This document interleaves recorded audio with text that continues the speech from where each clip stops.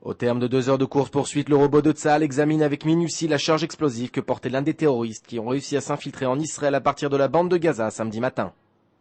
מחבלים שהיו חמושים באופן מלא, עם מדים, אפודים, נשק אישי, רימונים וגם מטעני רסס שכנראה התכוונו לפזר כנגד הכוחות שרודפים אחריהם.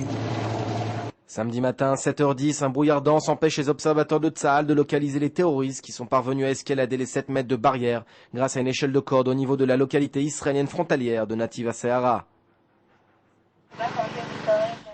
Le commando était composé de 4 terroristes, 2 d'entre eux n'ont pas escaladé la barrière, les 2 autres sont approchés du point de passage Erez et ont ouvert le feu tout en lançant des grenades.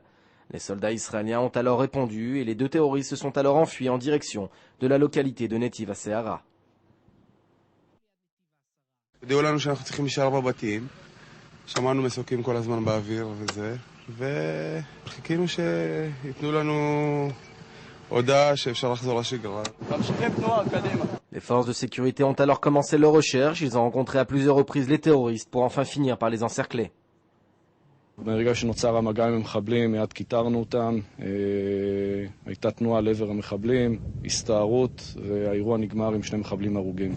Dans l'échange de tirs, un soldat de Tsahal a été légèrement blessé. La revendication de la tentative d'attentat est arrivée de 3 organisations palestiniennes, le Front Populaire, les comités de résistance, mais également le Fatah. Au-delà de la performance de Tsahal, l'incident a en revanche soulevé des points douloureux, comment 2 terroristes sont parvenus à s'infiltrer en Israël sans être découverts. Et il semblerait que sans leur attaque du point de passage, il aurait fallu quelques heures avant que Tsahal ne découvre l'infiltration. מתחקיר ראשוני, אני לא יכול להצביע על המלצה של דברים שלא חשבנו עליהם קודם. בסוף אנחנו חיים גם במסגרת של אילוצים תקציביים. לא כל דבר אפשר באמת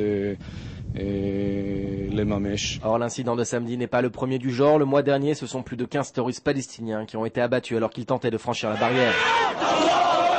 Au même moment, Tsahal poursuit ses actions contre les terroristes du djihad islamique en Judée-Samarie. Samedi, 2 terroristes ont été abattus et un autre grièvement blessé dans une action spéciale de Tsahal.